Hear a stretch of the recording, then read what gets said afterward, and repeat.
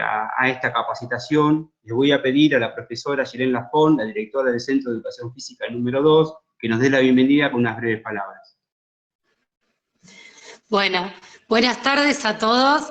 Es realmente una alegría vernos por este medio y un orgullo pleno contar con este equipo de trabajo para poder ofrecerles a todos, a docentes del distrito y de distritos vecinos, una capacitación de este tenor, siempre con el profesionalismo que caracteriza a los docentes que han participado, que participan en cada una de las propuestas del CEF. Así que, bueno, bienvenidos a todos y le paso la palabra a Carlos, que estamos ansiosos por escuchar y bueno, y aprovechar mucho este espacio. Gracias, Carlos, y gracias a todo el equipo de trabajo del CEF, que verdaderamente es un orgullo trabajar con ese profesionalismo.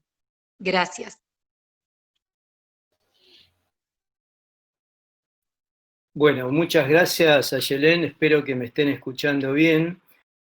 Agradezco a todos los compañeros por el soporte técnico, profesional y de amistad realmente que han hecho para conformar esta charla, y bueno, agradezco también a los asistentes y espero que la exposición esté a la altura de las expectativas. Vamos al grano, para no perder más tiempo. Tenemos una propuesta bastante ambiciosa. Quiero saber si me están escuchando bien, por favor. Sí, como la, bien, gracias.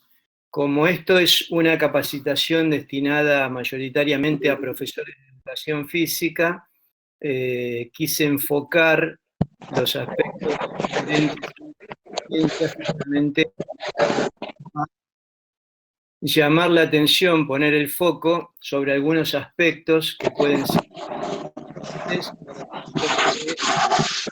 de la actividad física, ya sea a nivel educativo, a nivel deportivo, de cualquier naturaleza de alto rendimiento.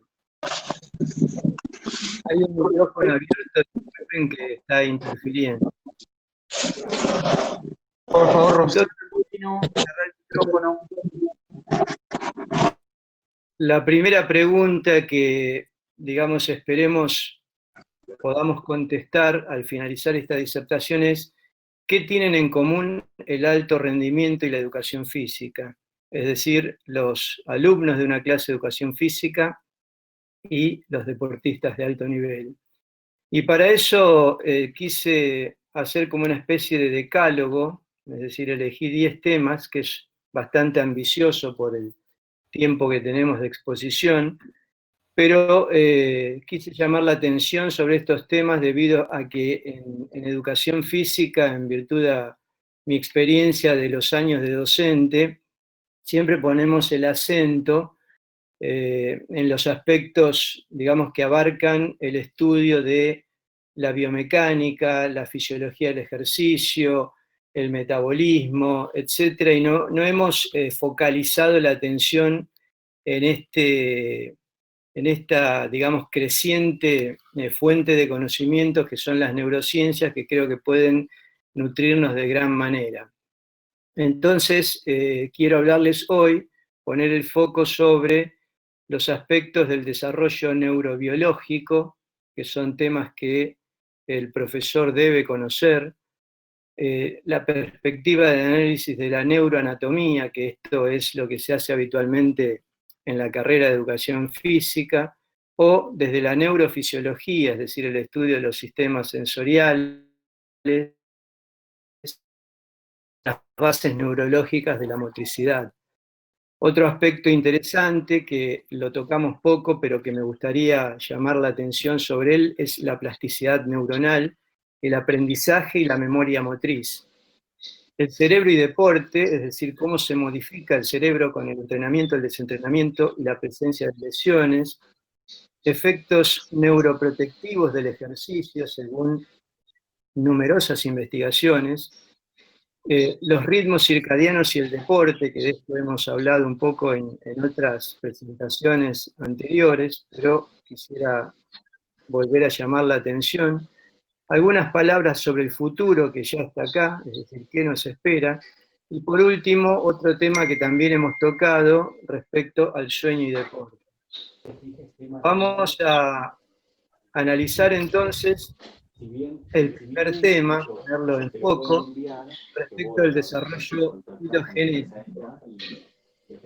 El sistema nervioso ha ido evolucionando desde distintas especies, desde organismos inferiores con una simple red nerviosa, otros organismos que se fueron organizando con nervios radiales o sistemas nerviosos rudimentarios, hasta llegar al ser humano, al hombre actual, al hombre moderno, con un sistema nervioso altamente evolucionado y que lo pone en un lugar diferencial respecto a las especies jerárquicamente inferiores.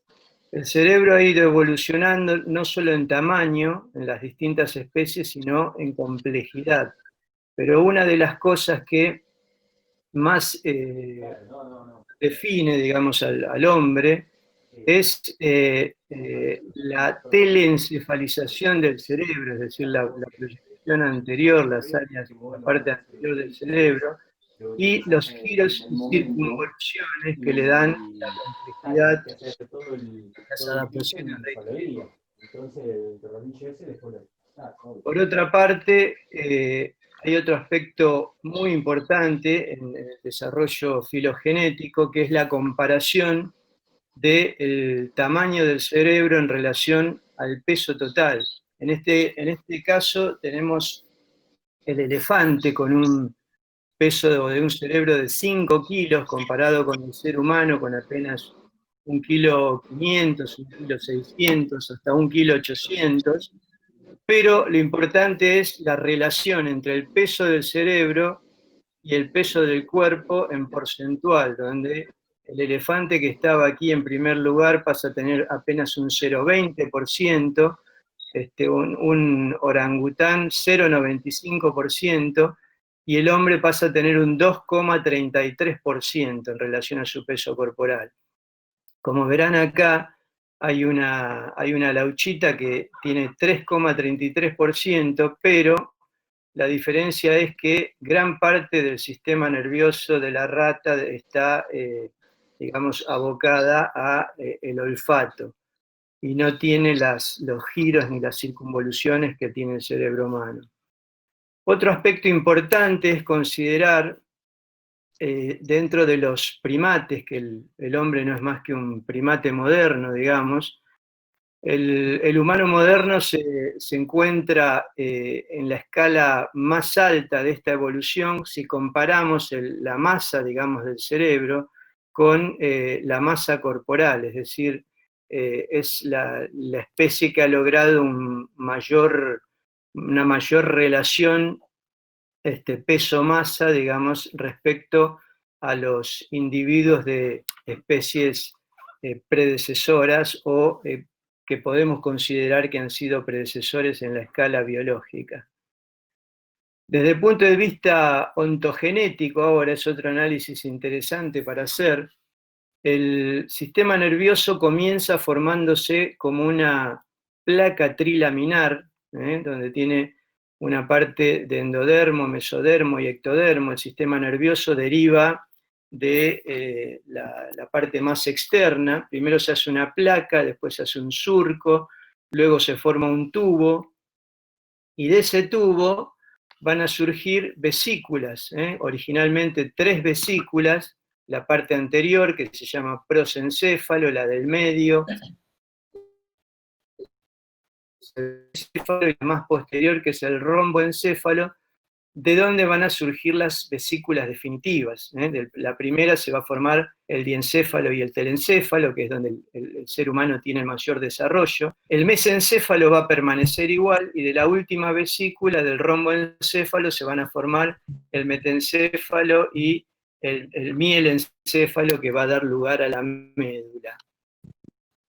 Hubo muchos interrogantes y muchas investigaciones. Yo acá voy a simplemente traer algunas de ellas para crear una disonancia, digamos, una inquietud.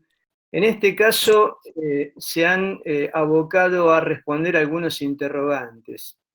¿A qué tipos de actividad física se ha dado el cerebro?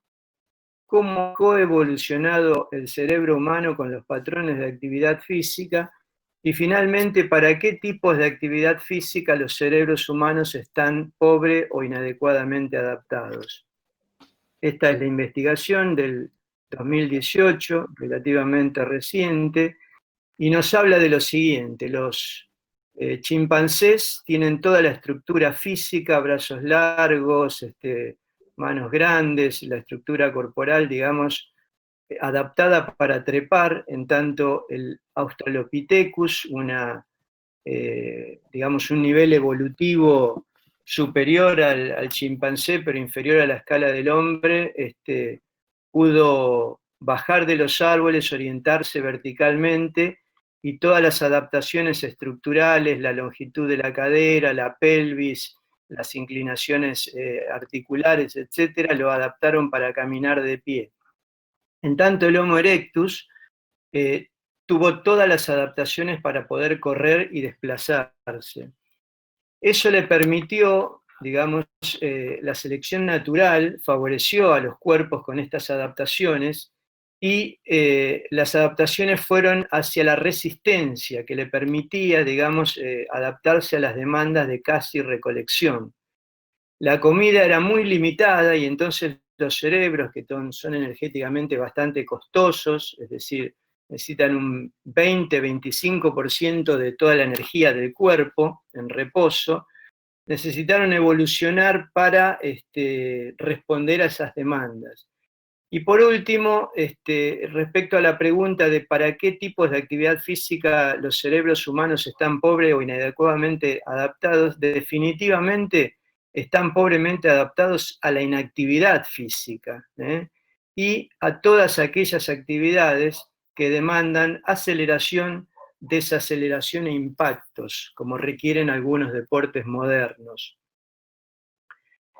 Fíjense este gráfico. Acá tenemos las distintas etapas de los estadios de evolución digamos, de las especies hasta llegar al Homo habilis. Y fíjense que el tamaño del cerebro que está representado acá, las primeras especies estaban en 0,5 kilos, o sea, 500 gramos, hasta la actual, de 1,5 kilos o más. Fíjense cuál fue el gran evento que produjo eso. Fue lograr la cocción de los alimentos, es decir, concentrar gran cantidad de calorías en poco volumen. Eso se logró a partir de el Homo erectus, donde pudo cocinar los alimentos, dado que antes, para responder a las demandas, necesitaba unas 8, 9 o 10 horas de recolección para proveer las demandas energéticas del organismo. Ahora, esta gran evolución del tamaño del cerebro humano también trajo otras consecuencias, que son el síndrome metabólico y los factores de riesgo actuales. Pero de eso no vamos a hablar hoy, simplemente lo mencionamos. Desde la neuroanatomía, el análisis que habitualmente hacemos es simplemente conocer el cerebro con sus partes, digamos, anatómicas, frontal, parietal, occipital, temporal, y en todo caso la función de los ganglios basales, y en el área de la educación física y del movimiento, especialmente le prestamos atención a aquellos que tienen que ver con los sistemas motores, pero poca atención le prestamos a otros aspectos que son también importantes, como en este caso el núcleo accumbens, que está señalado, que tiene un gran valor en los circuitos de recompensa, es decir, aquellos que generan, digamos, tanto factores positivos en la recompensa por una actividad placentera, como puede ser la actividad física, o relacionado también con la adicción. Entonces, además de su función en el movimiento, los ganglios basales están involucrados en el procesamiento de información no motora, cognitiva, de adquisición de conocimientos, y estrechamente vinculados con los circuitos de recompensa. Es muy importante que conozcamos la función de estos núcleos y del resto del sistema nervioso. Otro punto importante, esta es una imagen que muestra una tractografía, es decir, cómo estos núcleos y estas áreas cerebrales se conectan entre sí. Este es un estudio en vivo que puede hacerse hoy en día a través de los movimientos iónicos de las partículas de agua, a través de los axones y las dendritas del sistema nervioso, y permiten ver realmente cuál es la conectividad del sistema nervioso, que es el patrón fundamental donde el ser humano se ha diferenciado del resto de las especies. Porque si comparamos, por ejemplo, la cantidad de neuronas de la parte anterior del sistema nervioso, es decir, del prosencéfalo, en relación al peso corporal en porcentaje de las especies jerárquicamente inferiores, no hay gran diferencia en esos valores porcentuales. Pero si se compara el contenido de sustancia blanca, es decir, la conectividad, ahí realmente el ser humano duplica o triplica en algunos casos a las especies menos jerárquicas evolutivamente. Lo que quiere decir que gran parte del desarrollo del sistema nervioso se ha debido a un aumento en la conectividad. Acá hay algunos artículos que, digamos, traje como referencia para comentar este tema de los circuitos de recompensa relacionados con la adicción. El núcleo accumbens, como les dije, tiene que ver con adaptaciones conductuales a la recompensa, y es muy importante para determinar los resultados de la motivación para la acción.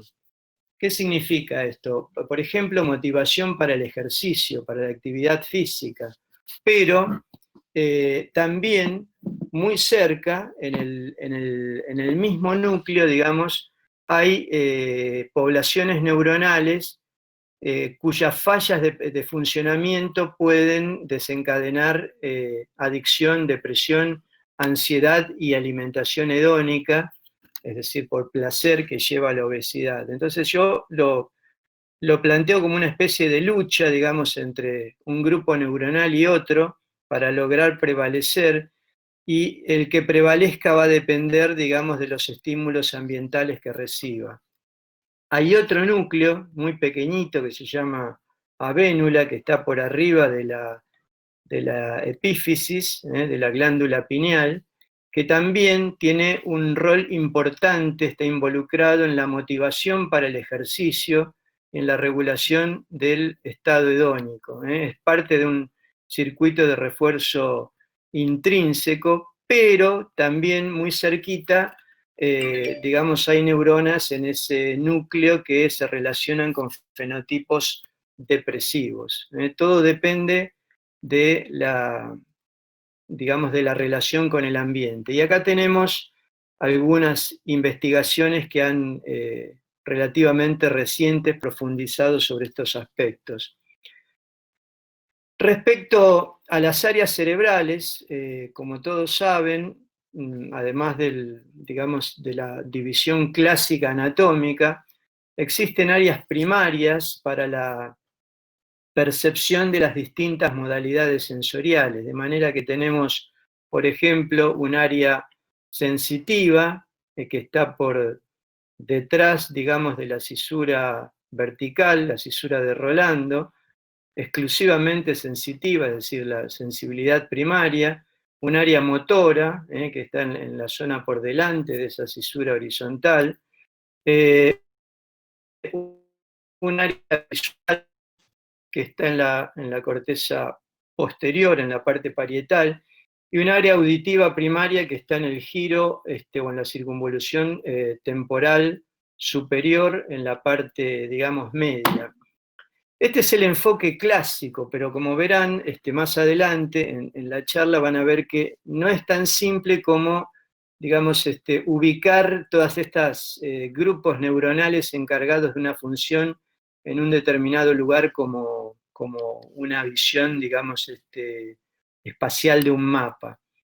Hay áreas de asociación unimodales, es decir, que llevan, por ejemplo, la misma modalidad, por ejemplo, sensitiva o motora, pero que provocan la asociación de dos tipos de sensaciones.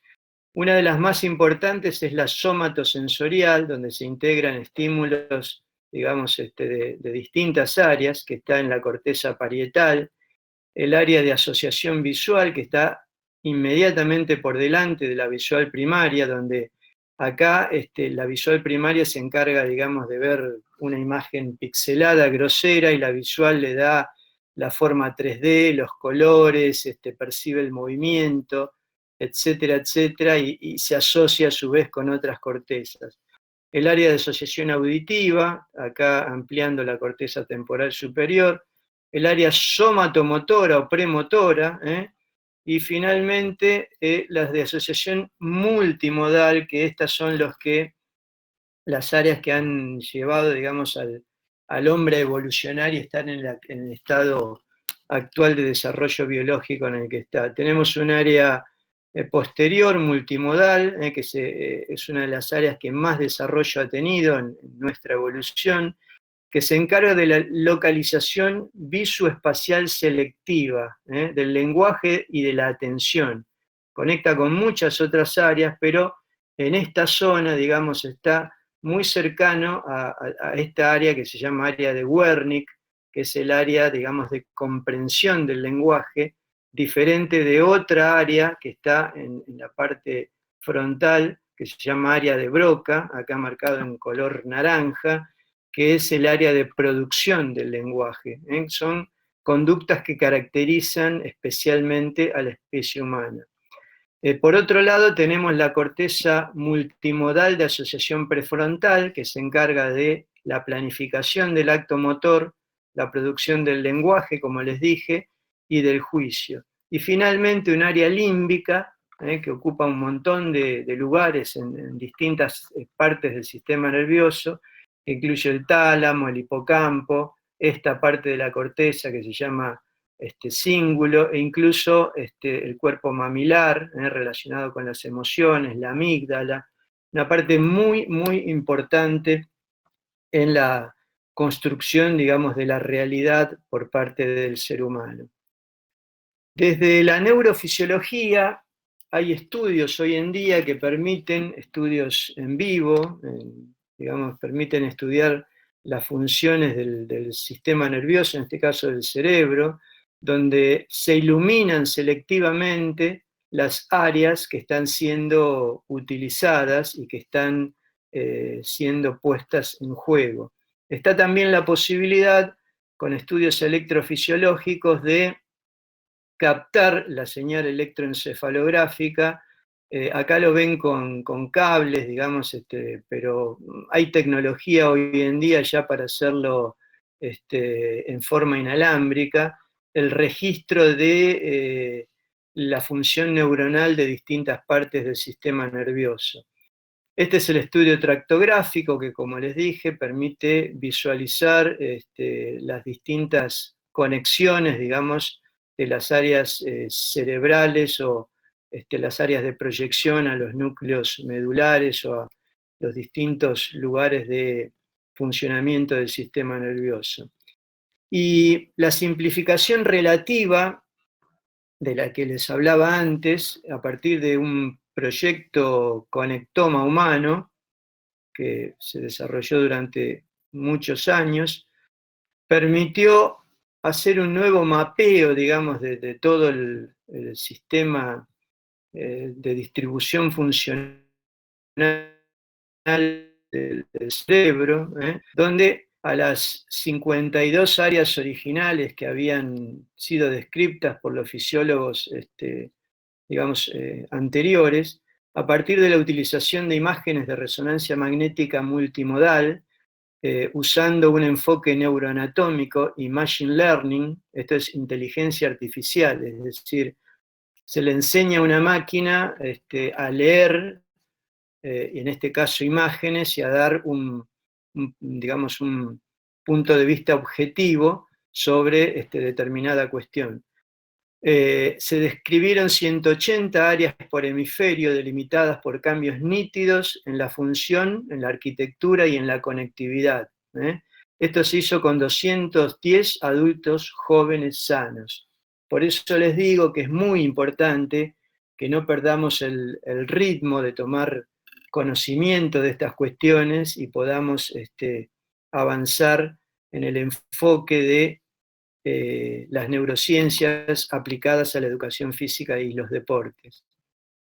Por otro lado, tenemos que tener en cuenta también la neurofisiología de los sistemas sensoriales. Hay receptores distribuidos en todo el cuerpo. En este caso hay un esquemita donde en la piel, digamos, tenemos receptores para captar la presión dinámica, tenemos receptores para la vibración y la presión profunda, receptores que sensan el estiramiento de la piel, receptores que nos dan la sensibilidad a la presión estática, y terminaciones nerviosas libres que permiten sensar el dolor, la temperatura y el tacto grosero, el tacto llamado protopático.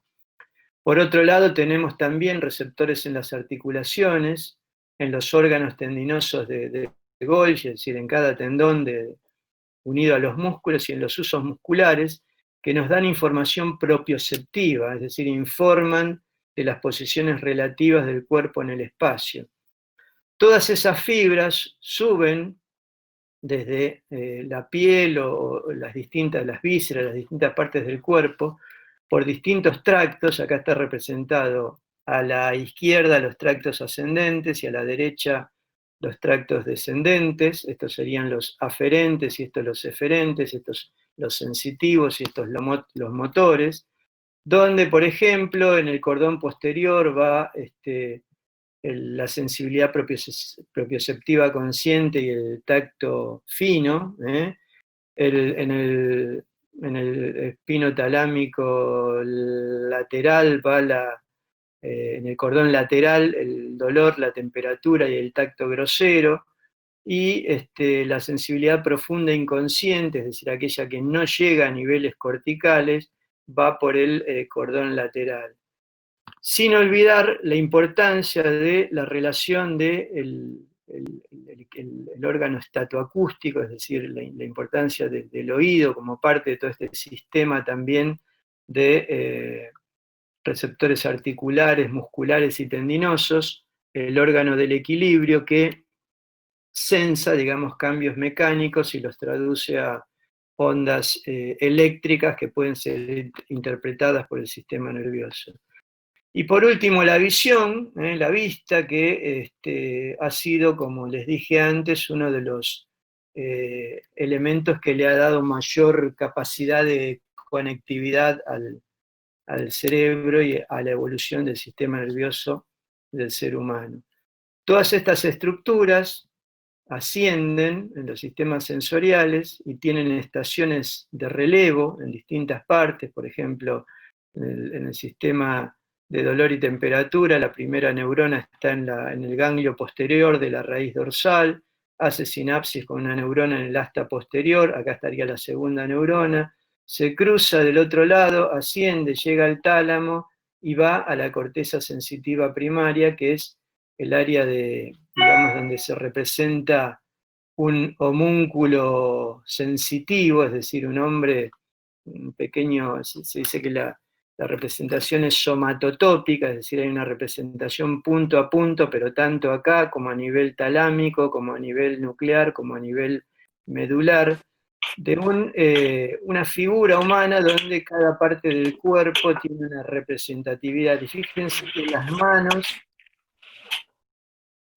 y la cara, digamos, tiene una representación mayor, pero como vamos a ver más adelante, esto también es una simplificación relativa, ya que hay una red de conectividad importantísima que une distintas áreas y que permite digamos, la conexión entre distintas vías. Por otro lado, el sistema motor descendente o eferente, digamos, se origina según el esquema clásico. En el área motora primaria bajan los haces descendentes hasta núcleos medulares. Estos son fibras córtico-nucleares, y hay fibras más largas que directamente bajan a la médula, que son fibras córtico-medulares, llevando la información, digamos, para la contracción y movimiento de todos los músculos. Y acá tenemos la representación somatotópica clásica, donde por delante de la cisura de Rolando se ve el homúnculo motor, y por detrás, en celeste, a la izquierda, el homúnculo sensitivo. Fíjense que hay una desproporción en la representación, pero hay una parte, digamos, del cerebro que se encarga de percibir somatotópicamente, punto a punto, y de conectar con otras áreas cada parte de la representación del cuerpo. Pero como les dije, esto no es tan sencillo. Para la generación de acciones motoras, de movimientos complejos o movimientos simples, hasta terminar en la contracción muscular, tenemos una serie de eventos que se originan, como dijimos anteriormente, en los centros motores corticales, de control motor cortical, que envían información al tronco. El tronco es el bulbo, la protuberancia y el mesencéfalo, también llamado tallo. De ahí a unas estructuras que se llaman programas motores, de manera que, por ejemplo, el programa de la marcha completo, independientemente de estos centros superiores, se encuentra en la médula. Y a nivel del tronco hay programas motores, por ejemplo, para la masticación, para la deglución, para distintas funciones automáticas del ser humano que no necesariamente implican la dependencia de centros superiores, pero que obviamente están modulados por esos centros superiores. Finalmente, hay una conexión con interneuronas motoras, muchas de las cuales son inhibitorias. Las neuronas motoras en la escala final, digamos, de toda esta secuencia.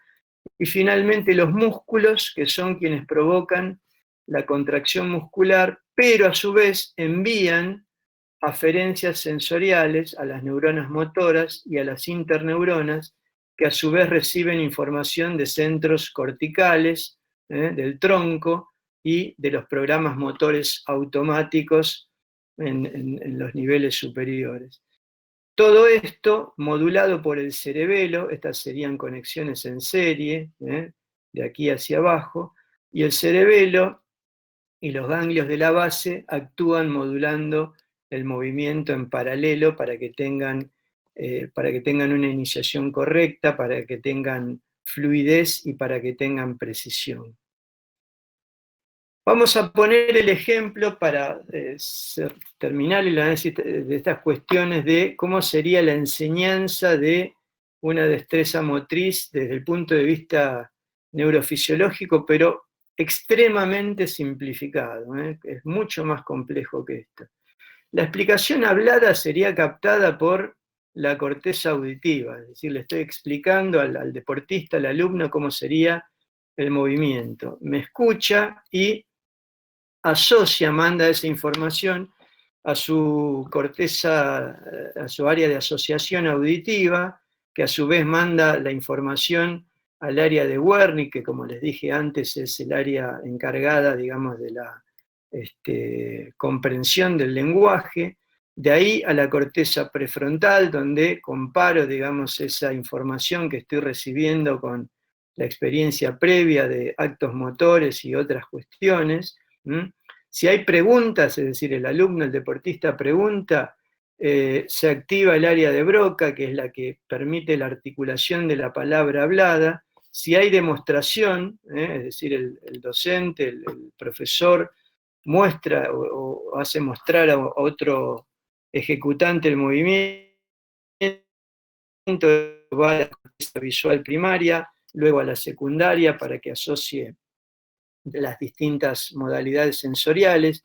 De ahí al área más importante, o una de las más importantes, digamos, que permitió la evolución del ser humano, que es la parieto temporo-occipital, que se encarga del análisis visomotor. Luego nuevamente a la corteza prefrontal, de ahí el área premotora, al área motora, que va a ser la que finalmente va a ejecutar el movimiento, y finalmente a toda esa escala descendente que marcamos recién, no sin antes pasar por, bueno, obviamente los núcleos motores que provocan la contracción, y pasa nuevamente al área de asociación parieto temporo-occipital, que provoca un análisis más profundo. Todas estas vías, tanto las motoras como las sensitivas, a excepción del el olfato, pasan por esta estación de relevo que modula todas estas cuestiones, y a su vez se encuentra controlada en paralelo, como dijimos, por los ganglios y el cerebelo. Y quiero reiterarles que es una simplificación exagerada el análisis que acabamos de hacer. Por otro lado, quiero hacerles algún comentario respecto a la plasticidad neuronal y el aprendizaje, que nos lleva a la instalación de la memoria motriz. La neuroplasticidad es lo que nos permite, digamos, realizar cambios funcionales y estructurales en las neuronas, producto de su interacción con el ambiente, formando nuevas conexiones sinápticas. Se forman como unas especies de espinas dendríticas. Por ejemplo, si ustedes ahora me están prestando atención, están generando algún cambio neuroplástico en el sistema nervioso que está permitiendo alguna modificación. Si esto queda en forma permanente, esta neuroplasticidad se convierte en aprendizaje. Representa la facultad del cerebro para aprender, para guardar cosas en la memoria, para recuperarse y reestructurarse, incluso luego de lesiones o de enfermedades. Pero así como hay formación de nuevas espinas, también hay poda. Y esta poda, esta eliminación de estas espinas dendríticas, puede ser un proceso beneficioso o perjudicial. Todo depende de la interacción con el ambiente. Ha habido muchas investigaciones respecto a cómo se modifica el cerebro, sobre todo con el desentrenamiento, el entrenamiento y luego de lesiones. Acá en una de las investigaciones se vio, hay muchísimas, yo solamente tomé algunas como para hacer un llamado de atención, que hay un factor que se llama factor neurotrófico derivado del cerebro, que es una de las neurotrofinas que contribuyen a la función cognitiva, que se modifica enormemente con tanto el entrenamiento como el desentrenamiento. El desentrenamiento causa una disminución marcada del BDNF que tiene consecuencias deleterias, o sea que no solo en la parte física, sino en la parte funcional del sistema nervioso. Con el desentrenamiento también tenemos cambios en los test de memoria, con el desentrenamiento físico, y en la variabilidad de frecuencia cardíaca, que es una cuestión autonómica. Entonces, hay una vinculación entre el deterioro, entre la relación en el sistema nervioso autónomo y la corteza frontal. Y el ejercicio estimula el mTOR. Seguramente todos los profesores conocen el mTOR, es una molécula, digamos que en inglés significa Mammalian Target of Rapamycin, que sería el objetivo de la rapamicina, que es la molécula que en el músculo se estimula cuando hago ejercicios de sobrecarga, es decir, nosotros lo conocemos por ese lado. mTOR también se estimula con la ingesta proteica y con la ingesta proteica combinada con carbohidratos, además de los ejercicios de sobrecarga. Pero no es solamente mTOR en el músculo, sino que también hay mTOR en el cerebro y tiene un importantísimo rol en el aprendizaje y la memoria. Y hay varias investigaciones que lo demuestran. Entonces, sepamos que cuando hacemos ejercicio, sobre todo ciertos tipos de ejercicio, también estamos estimulando el mTOR a nivel cerebral para fortalecer cuestiones cognitivas. Fíjense en esta investigación, solamente después de 10 días de cesación de ejercicio en adultos sanos con 15 años de experiencia, miren lo que pasó. Hubo una disminución del flujo, digamos, en áreas cerebrales, en distintas áreas, pero sobre todo en el hipocampo, que está relacionado, como les dije antes, con la memoria y algunos procesos cognitivos, y es uno de los lugares donde se ha probado que la neuronogénesis o la formación de nuevas neuronas es posible. Antes se pensaba que no era posible. Fíjense, acá se ven en las barras el flujo en esa zona antes y luego de cesación, digamos, de actividad física. En el año 2014, este matrimonio, digamos, de neurocientíficos obtuvo el premio Nobel por descubrir una de las funciones importantes en el hipotálamo como el lugar donde se centra el GPS propio del sistema nervioso, es decir, aquellos que nos permiten posicionarnos en el espacio y tener una memoria espacial. El derecho se encarga de eso y el izquierdo de la memoria verbal, y como le dije, es uno de los lugares donde es posible la neurogénesis en adultos. Por otro lado, hay muchas investigaciones que demuestran también que luego de lesiones, el ejercicio tiene grandes efectos neuroprotectivos, por el hecho de que puede modular factores neurotróficos antiinflamatorios y cambios funcionales que pueden ser críticos para la para cubrir, digamos, la neurodegeneración y regenerar el cerebro.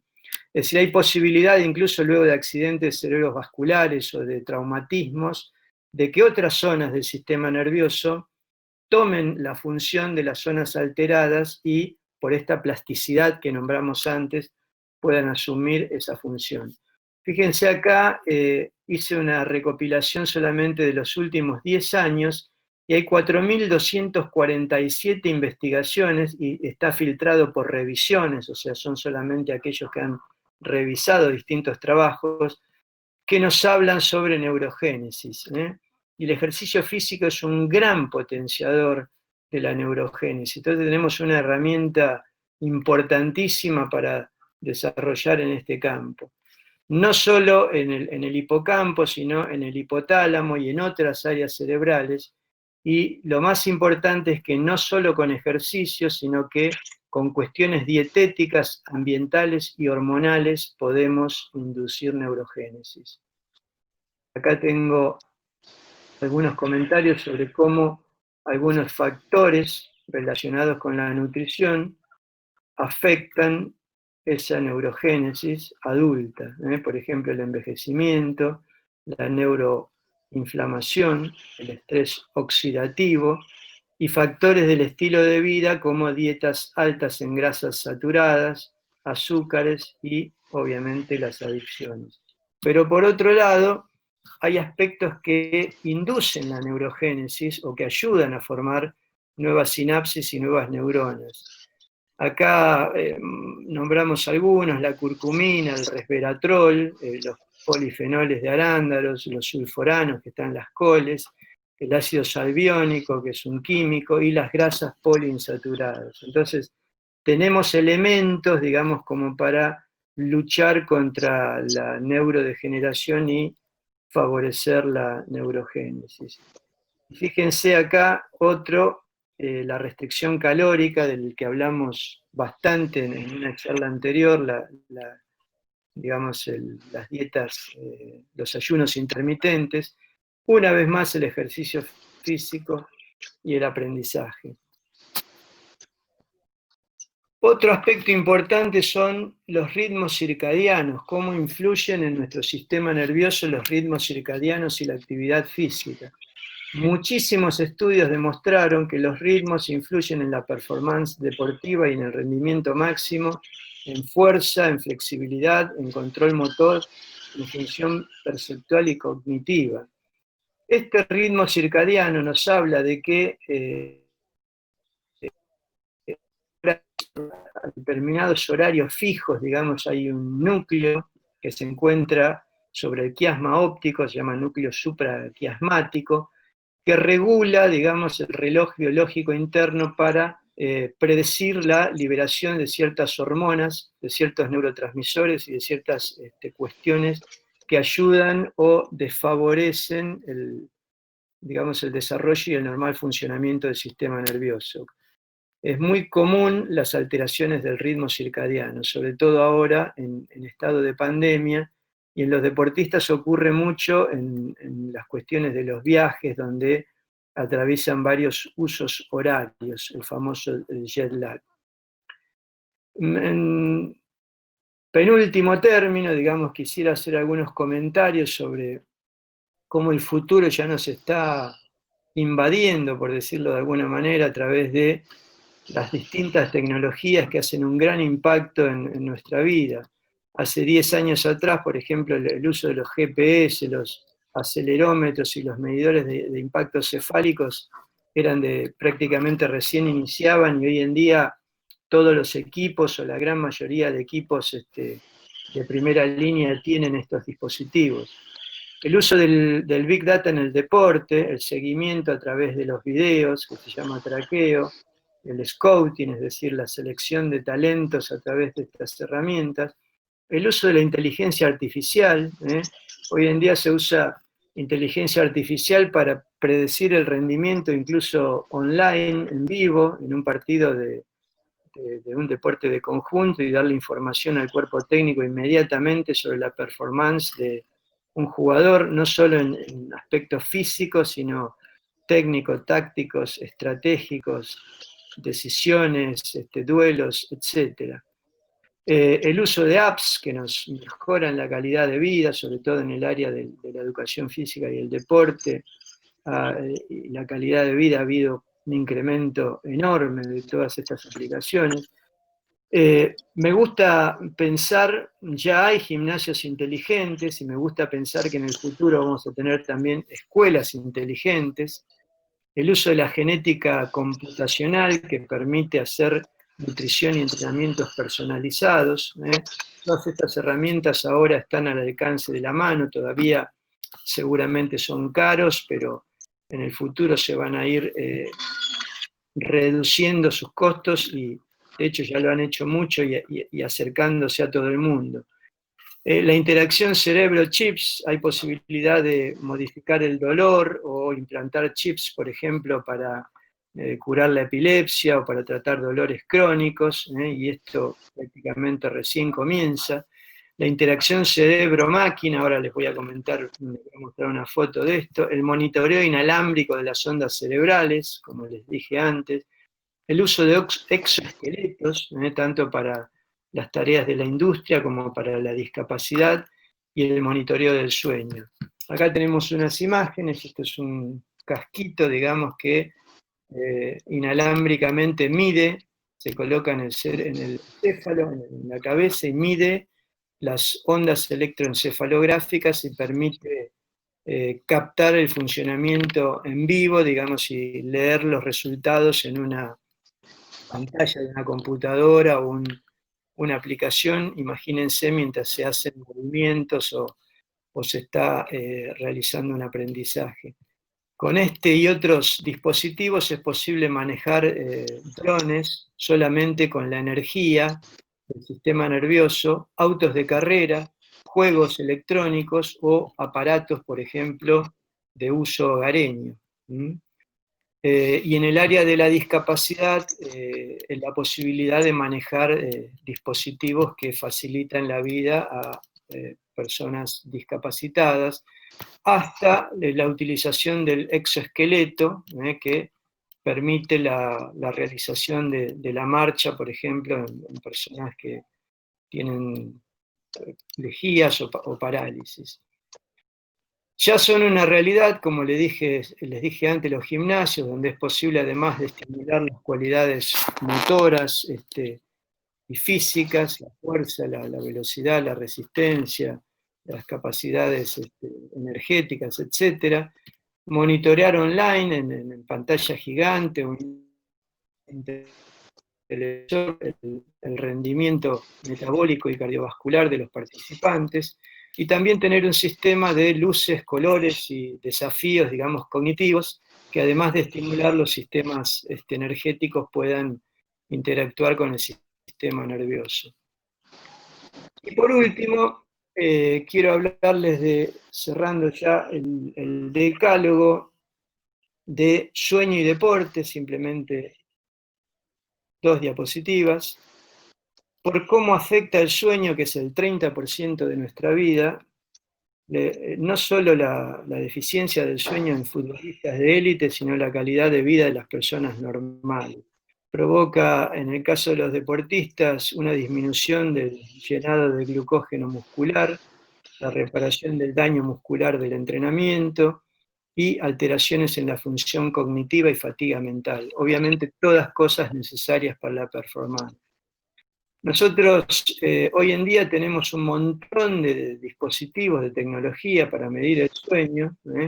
Hay desde aplicaciones en relojes, en celulares, bolitas, etc. Nosotros en el Mundial de Rusia y en la gira premundial usamos un dispositivo parecido a este, pero que se coloca debajo del colchón y que nos permitía inalámbricamente medir más de 20 variables relacionadas con el sueño y darle al día siguiente una información al cuerpo técnico de 3 o 4 variables que permitían ir modificando, digamos, estas conductas y lograr tener al deportista con disponibilidad completa. Este es el equipo que me acompañó, este es un italiano-argentino y este es un italiano, ahora son buenos amigos, digamos, seguimos en contacto estrecho y con muchos proyectos, y esperamos seguir profundizando en este rubro. Creo que en el futuro todos los equipos van a tener la posibilidad de hacer un análisis de sueño para mejorar su rendimiento. Finalmente, les quiero dejar una pregunta para todos, una reflexión, sobre cuáles son las herramientas que contamos para producir cambios y qué cosas podemos llegar a cambiar verdaderamente.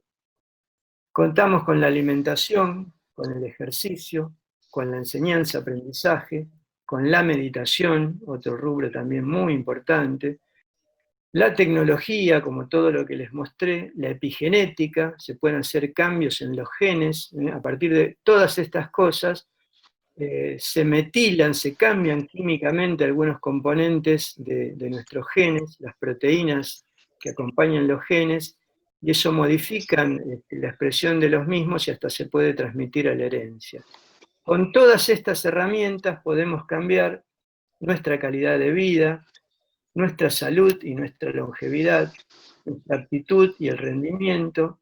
Obviamente, como les dije, el sistema nervioso a partir de esta plasticidad y neuronogénesis de la que hablamos, las actitudes, fundamental, las funciones mentales superiores que, si bien radican en algunas partes del cerebro, también tienen conectividades insospechadas, y finalmente podemos cambiar, como les señalé, los genes y la descendencia. Así que bueno, muchas gracias por la atención y espero que haya sido de utilidad.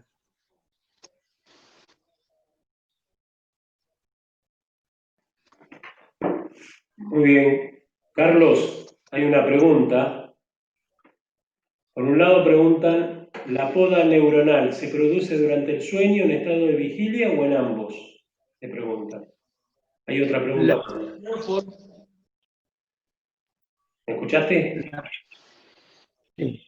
La poda neuronal es parte del aprendizaje. La poda en sí no es un proceso negativo. Es decir, para que podamos, digamos, entrar en un equilibrio de las funciones neurológicas es necesario hacer crecimiento y poda. Y parte de la poda se produce durante los estados reparativos. Es decir, parte de la poda se produce durante el sueño, o durante estados, digamos, de meditación, de práctica de mindfulness, momentos de tranquilidad emocional, por decirlo de alguna manera.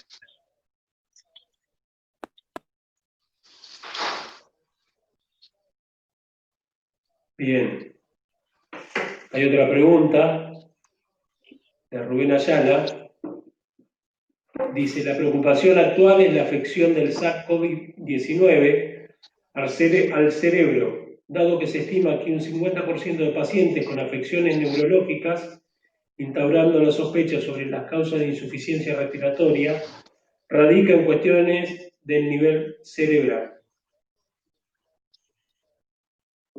Bueno, lo que traté de transmitirles, que cuando hay un estado de quietud, además de alterarse nuestro sistema, digamos, muscular, esquelético, aumentar el tejido adiposo, etc., lo que más se altera es el cerebro, se altera el sistema nervioso. Es decir, independientemente del COVID, con la cuarentena y los cambios de hábito, muchos de los cambios que se producen tanto estructural como funcionalmente a nivel del sistema nervioso. Y eso obviamente no quise profundizar mucho porque lo dimos en una charla anterior.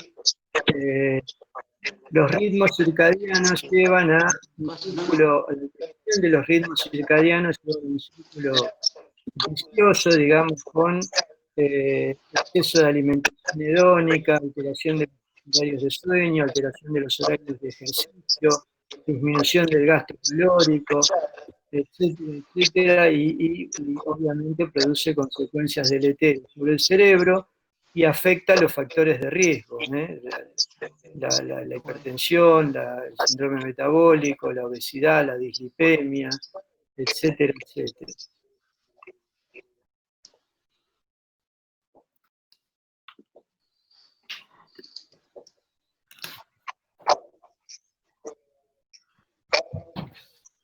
Bien.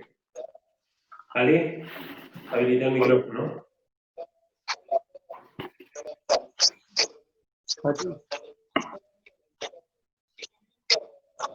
Perfecto, hola.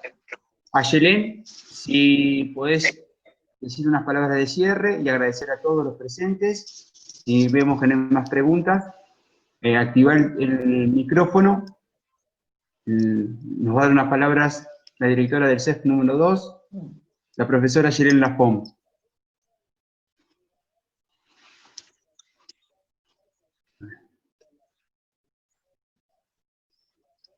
Si por casualidad hay problemas de conectividad con Ayelén, si está la vicedirectora, Viviana Bulus, les pedimos también que nos dirija unas palabras.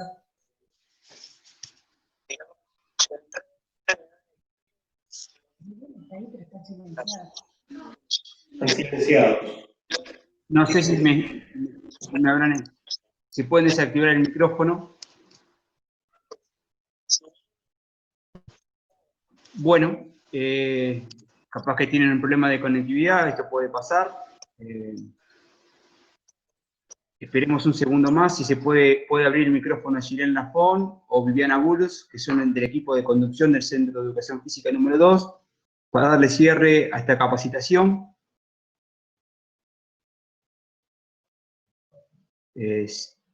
Me parece, si no vi mal, también tenemos presenciando la charla a la inspectora de Educación Física, Patricia Espósito. Si está Patricia, también podés abrir el micrófono y decir unas palabras de cierre. Y si no pueden, estamos cerrando esta capacitación, dándole las gracias a todos. Infinitas gracias, Carla, por la capacitación, excelente. Y bueno, nos estaremos viendo en la próxima jornada que haremos en forma conjunta, los profes, el equipo de conducción y los médicos del CEF número 2 de La Plata. Ali, da aviso de las dos charlas, de mañana y del lunes. Bien, los invitamos, mañana tenemos una capacitación a las 11 horas con las profesoras Sandra Sanabria y Evi González sobre esquemas de movimiento, y a las 18 horas, si mal no recuerdo, los profesores Javier Mendoza, Esteban Leonardi, Marita Casagrande y Juan Lamas hablarán sobre running y atletismo, también por la plataforma, las dos por plataforma Zoom. Ale, ¿se escucha? Hola. ¿Sí? ¿Se Ahí escucha? está. Sí, se escucha. A mí me pasaron preguntas por el teléfono. Si quieren, las hago o no sé si ya le dan cierre a la charla. Bueno, decirles, Eduardo, si estamos en tiempo, Carlos, para una preguntita más, ¿qué le parece? Sí, cómo no. Perfecto, pasala, Eduardo. Carlos, acá me preguntan qué alcance tiene actualmente la neurociencia en el deporte argentino, sobre todo en el deporte profesional, ¿no? Porque lo vemos mucho en gimnasios y en las plazas con los entrenadores y los profes, pero digamos, en el deporte profesional, y si bien el profe siempre quiere meter este tipo de cosas, ¿qué alcance tiene? ¿Qué cabida le dan a la neurociencia actualmente en el deporte argentino? Bueno, de a poco yo creo que está habiendo un cambio de paradigma en ese sentido. Fíjate que acá localmente uno de los clubes, Estudiantes de La Plata, tiene un departamento de neurociencia, que está formándose, pero que ya es un comienzo, digamos, interesante. Es decir, eh, creo que la tendencia de todos los clubes en el futuro va a ser tener un departamento de neurociencias y un especialista en estas cuestiones porque realmente contribuye en gran medida al rendimiento. Entonces, en un lugar donde la inversión económica es tan importante, digamos, y que el futuro de la institución depende de esos aspectos, no pueden descuidar un aspecto tan relevante como este. Algunos clubes están comenzando a digamos, profundizar en este camino, pero realmente todavía es muy, muy pobre, muy incipiente. Y en relación a esto, Carlos, también me preguntan, en la planificación del entrenamiento, ¿qué porcentaje del mismo debería tener relación directa con la neurociencia? ¿Habría que trabajarla específicamente, aparte de otras capacidades? ¿Se podría combinar con otras? Bueno, digamos, es bastante difícil responder a esa cuestión. Todos sabemos que la planificación del entrenamiento es una ciencia aparte, podríamos decir, ¿no es cierto? Exacto. Hoy en día de ese rubro se ocupa el profesor de educación física o el encargado, digamos, de desarrollar el entrenamiento que en la mayoría de los lugares es estrictamente físico, pero en algunos lugares que tienen visión ya están incorporando, de manera que, por ejemplo, el centro que se encarga de atender a los deportistas ya no es un centro de medicina del deporte, a ver si se entiende, es un centro de ciencias del deporte, porque si fuera solamente un centro de medicina del deporte estaríamos acotando la cosa. Hay selecciones a nivel internacional, digo selecciones porque es lo que yo conozco, que en juveniles ya tienen un departamento, digamos, de ciencias del deporte, uno de cuyos integrantes es un miembro, digamos, de neurociencia, que puede ser un psicólogo, un médico especializado, Sí, está hay bueno. una tendencia a incorporarlo. Sí, Es yo difícil se la recomendé a mi viejo y le gustó. Me está viendo Nati ahora también. Al principio era como un poco intensa la niñita que hablaba hasta por los codos, me tenía. Pero después se pone buena, sí.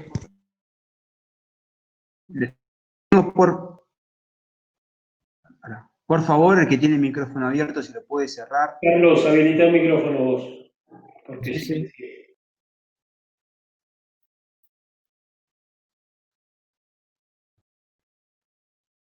Escucho, ¿eh?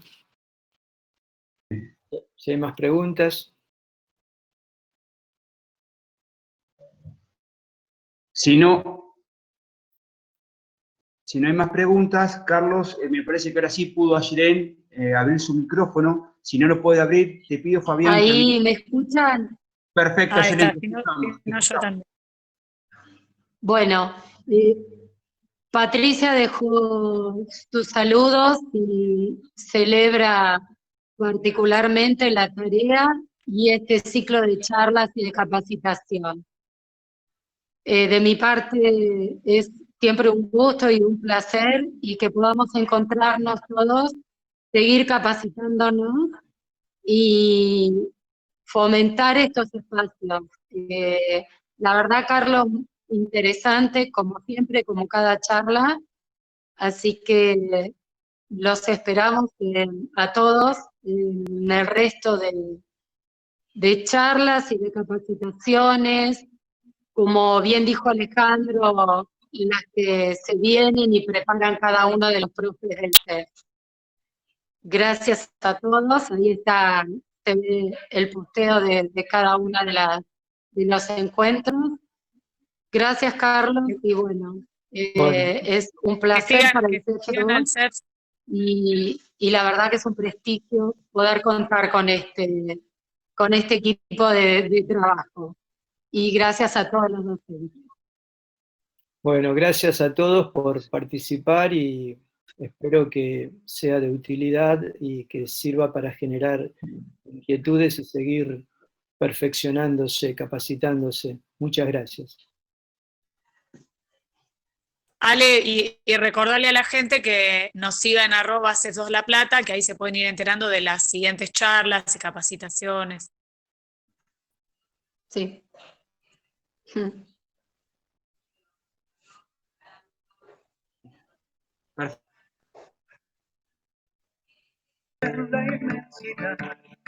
Muy bien, Vivi, nos estamos viendo. Gracias, Carlos. Un fuerte aplauso para vos. Muy bueno la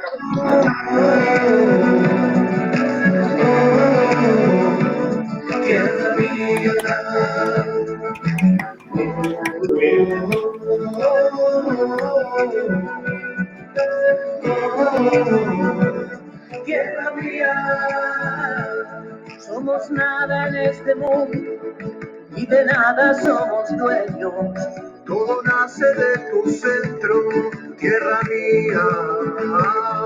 Cuando el ruido ensordecedor me confunde por momentos, yo te canto, yo te ruego, tierra mía.